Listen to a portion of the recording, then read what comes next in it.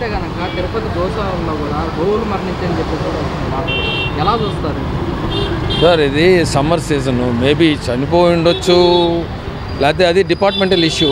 Because veterinary department has take care about the things అండి. అది political people ఏదైనా ఉంటే సజెషన్ ఇవ్వాలి, కానీ it's not to do such things in a like temple సిటీలో చేయాల్సిన పని కాదు. అది ఏదైనా ఉంటే they can ask the question, collector దగ్గరికి వెళ్ళి మాట్లాడచ్చు, కానీ వెళ్ళి ఊళ్ళో అలవాటు చేసి అలరి చేయాల్సిన పని లేదు. అది ఏంటంటే గోవులు చనిపోయినాయంటే ఏజ్ అయిపోయి ఉండొచ్చు, మేబీ ఇంకా మెడికల్ ఇష్యూస్, ఏదైనా హెల్త్ ఇష్యూస్ ఉండొచ్చు, ఎండ ఉండొచ్చు, ఇవన్నీ ఉండొచ్చు. ఏమన్నా దానికి తీసుకోవాల్సిన సీనియారిటీ ఉంది కాబట్టి ఇంతకుముందు he did as a TTD board member something, he was in Tirupati, he knows pretty well. ఆయన వెళ్ళి ఏం మెజర్మెంట్స్ తీసుకోవాలో కలెక్టర్కి ఇస్తే collector will send the paper to the concern authorities. దాన్ని తీసుకుని పెద్ద ఏదో జరిగిపోయింది అనేది కాదు. Let us give some time. ఏదైనా ఇష్యూ ఉంటే చెప్పాలి, అదే అండి మెయిన్ థింగ్. అందుకంటే మాజీ టీటీడీ బోర్డు భువన కరుణాకర్ రెడ్డి కూడా వెళ్ళడం జరిగింది. అయితే మమ్మల్ని లోపలికి రానివ్వలేదు, పోలీసులు మమ్మల్ని అడ్డుకొని బయట ఉంచేశారు. మరి వెళ్తే కదా తెలుసుదని కూడా భువన కరుణాకర్ రెడ్డి ఆయనే చెప్తున్నాడు. నాకు ఇక్కడ ఇష్యూస్ చాలామంది లోపల నుంచి చెప్తున్నారు అని. దానికి వెళ్ళి చూడాల్సిన పని లేదుగా. లోపల వాళ్ళే కొద్ది పేపర్లు ఫోటోలు తీసో ఏదో వాళ్ళకి ఇస్తే అది తీసుకెళ్ళి కలెక్టర్కి ఇవ్వచ్చు కదా. దానికి వెళ్ళి పడుకుని ధర్నా చేసి తిరుపతి లాంటి హెరిటేజ్ సిటీలో ఇటువంటి చేయాల్సింది కాదు. ఎందుకంటే that is maybe Karunakar Reddy గారు, I heard that he was a Christian previously and తర్వాత ఈ మే కన్వర్ట్ ఇంటూ హిందూయిజం, అది సెకండరీ థింగ్. ఇప్పుడు అదే వెళ్ళి ఇంకొక మసీద్ దగ్గర ఇంకో చోట చేయగలరా? వీళ్ళు చేయలేరు కదా. ఎందుకు ఇష్యూ? తిరుపతి లాంటి ప్లేస్లో ఎంత ఇష్యూ ఎందుకు? వాళ్ళు ఉన్నప్పుడు పాలనలో జరగలేదా? పైన మత మార్పిడులు చేయట్లేదా? ఇవన్నీ చేస్తున్నారు కదా. That is the thing. Main జనాలు పొలిటీషియన్స్ నేర్చుకోవాలి. ఇదేదో వాళ్ళ పార్టీలో వాళ్ళు కొట్టుకుంటే అది ఏదైనా అసెంబ్లీలో కొట్టుకోమనండి, బయట ఏదైనా చేసుకోమనండి, కానీ it should not effect the city like heritage సిటీకి చేయకూడదు. అది నా ఒపీనియన్. సార్, తిరుపతి గోశాలలో 170 ఆవులు పైగా చనిపోయాయని చెప్పేసి కూడా వైసీపీ టీటీడీ చైర్మన్ మాజీ కరుణాకర్ రెడ్డి గారు అనడం జరుగుతుంది. ఈ వ్యాఖ్యను ఎలా చూడదు? శుద్ధ అబద్ధం ఉండదు. వాళ్ళు చెప్పేదంతా 420. లాస్ట్ ఇయర్ జరిగిన గవర్నమెంట్ అంతా 420. అందులో సరైన వాళ్ళు ఎవడు లేడు. ఐపీఎస్ కానీ ఐఏఎస్ కూడా అలాగే తయారు చేశారు. వాళ్ళు 420 కల్లా కానీ తయారు చేశారు. వ్యవస్థలన్నింటినీ నాశనం చేశారు. ఐఏఎస్లు కానీ ఐపీఎస్లు కానీ ఎవరు సక్రమంగా పరిపాలించారు లాస్ట్ 5 years కూడా. కాబట్టి వాళ్ళంతా అబద్ధాలే. అది అన్ని ఆవులు చనిపోయే కారణం ఉంటుంది అంటారా? ఏం లేదండి, అంత అబద్ధమైన. అంటే నేను చేయొచ్చు కదా, రావాలిగా, గోశాలకు వచ్చి లెక్కలు చెప్పాలిగా. వాళ్ళు అడిగినప్పుడు అడగకుండా ఇంట్లోకి వచ్చి అవసరం చేశారని తప్పది. అయితే మేము వచ్చాము, మమ్మల్ని అడ్డుకున్నారు, అదంతా శుద్ధ అబద్ధం అండి. వాళ్ళు లాస్ట్ 5 years జరిగిన పాత్ర అన్నీ చూసుకుంటే చంద్రబాబు నాయుడు గారి మీద పెట్టిన కేసులు కూడా శుద్ధ అబద్ధమే. వాళ్ళన్నీ అబద్ధాలతో పరిపాలించాలి తప్ప నిజాయితీ ఎప్పుడు పరిపాలించాలా. అది దాని గురించి డిస్కషన్ అనవసరమే. గోశాలకి మమ్మల్ని రామని చెప్పారు, వచ్చిన తర్వాత అడ్డుకుంటున్నారు. వాళ్ళ అనుమతిని స్వీకరించినా కానీ సరే మరి వాళ్ళు చెప్పినా కదండి. వాళ్ళ యొక్క చర్చ అనవసరం. వాళ్ళు చేసిన అబద్ధాలతో నడిపిస్తున్నారు. తిరుపతి చూస్తుంటే కనుక తిరుపతి గోశాలలో 170 గోవులు చనిపోయాయి. 100 ఇంట్లో ఆవులు నాకు వ్యవసాయం ఉంది. 10 ఆవులు ఉన్నాయి, 3 చచ్చిపోయినాయి. ఎవరిని చెప్పాలి? దానికి పెద్ద ఎత్తులు చచ్చిపోతూ ఉంటాయి. వయసు మనమే మనసులో గ్యారెంటీ లేదు. ఇంకా జంతువులకి ఏముంది, అవి పెద్ద అయితే పోతూనే ఉంటాయి. అది దాన్ని రాజకీయం చేయకూడదు. మరి నిన్న వైసీపీలో కూడా అక్కడ తిరుమల చేరుకోవడం జరిగింది. అయితే టీడీపీలో పోలీసులు కదా మమ్మల్ని అడ్డగిస్తున్నారు లోపలికి. ఏమంటే అంత పుకార్లు అవన్నీ. తిరుపతి గోశాలలో 170 గోవులు చనిపోయాయని చెప్పేసి కూడా వైసీపీ అన్నమాట. అక్కడికి భువన కరుణాకర్ రెడ్డి కూడా వెళ్ళిన పరిస్థితి. మీరేమంటారు దీనికి?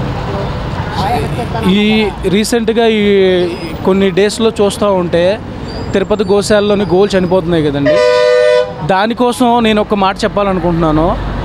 ఒక రోడ్డు మీద తిరిగే ఆవులు, ఒక మార్కెట్లలోని సందుల్లోని ఉండే ఆవులు, అలాంటివి కూడా ఎన్నో జరుగుతున్నాయి రోజుకి. అవి ఎవరికి తెలియట్లేదు. ఒక తిరుపతిలో జరిగింది అన్నది తెలిసింది. ప్రత్యేకించి తిరుపతి అన్నది మన దేవస్థానం కాబట్టి, హిందువులకి ఆరాధ్య దైవం కాబట్టి అది తెలిసింది. కానీ అది ప్రత్యేకమైన శ్రద్ధ ఉంది అక్కడ, వాటిని చూసుకునే పరిస్థితి ఉంది. కానీ అక్కడ ఇలా జరగడం అనేది చాలా బాధాకరం. ఒక జంతువు, ఆ జంతువు మన మీదే ఆధారపడి ఉంది. వాటిని మనం అన్నది శుభ్రంగా చూసుకుంటే వాటికి ఏ ప్రమాదం జరగదు. ఒక మానవుల నిర్లక్ష్యం వల్లనే అది జరిగిందని అనుకుంటున్నాము.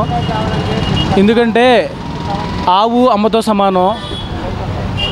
వాటిని శుభ్రంగా బాధ్యతగా, వాటికి ఏ ప్రాణహాని రాకుండా చూసుకోవాల్సిన బాధ్యత ప్రత్యేకించి మానవులకు ఉంది, ప్రభుత్వానికి అంతకన్నా ఉంది. ఎందుకంటే అలాంటి దేవాలయంలో అలా జరగడం అనేది అది చాలా బాధాకరం.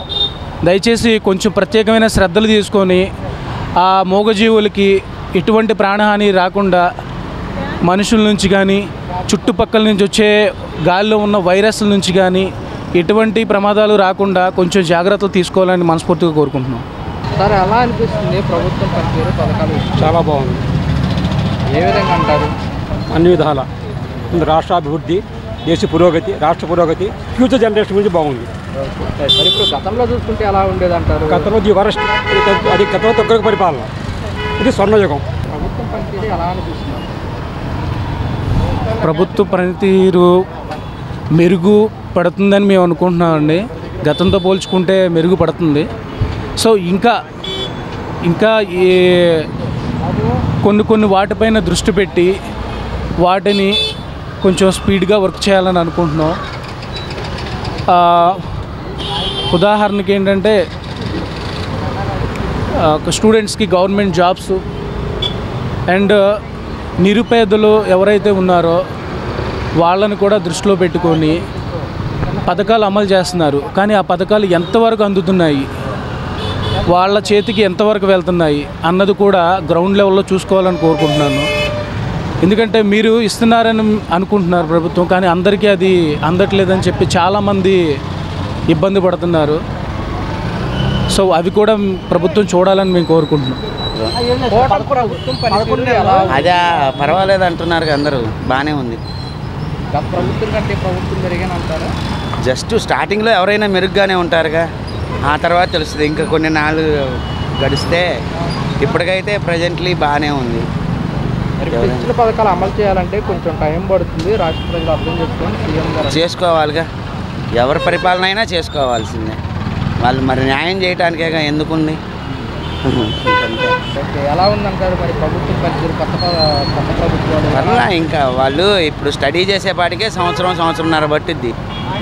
ఇంకొక 5-6 నెలలు ఆగితే కానీ ఇంకా ప్రపోజల్ మనకి అర్థం కాదు వాళ్ళది. మరి మోడీ వచ్చే నెలలో మన అమరావతికి రాబోతున్నారు, ఎలా ఉండబోతుందంటారు? వస్తే ఏదో అనౌన్స్ చేసి ఏదో ఫండ్స్ రిలీజ్ చేసి ఇలాంటి ఏదో కార్యక్రమం వచ్చినందుకు వాళ్ళ వంతుగా వాళ్ళు ఏదో న్యాయం చేసి ఏపీకి వెళ్తారు. భారీ బహిరంగ సభ కూడా ఏర్పాటు చేయబోతున్నారు. సుమారుగా 5 లక్షల మంది వరకు చేరుకునే అవకాశం కూడా ఉంది.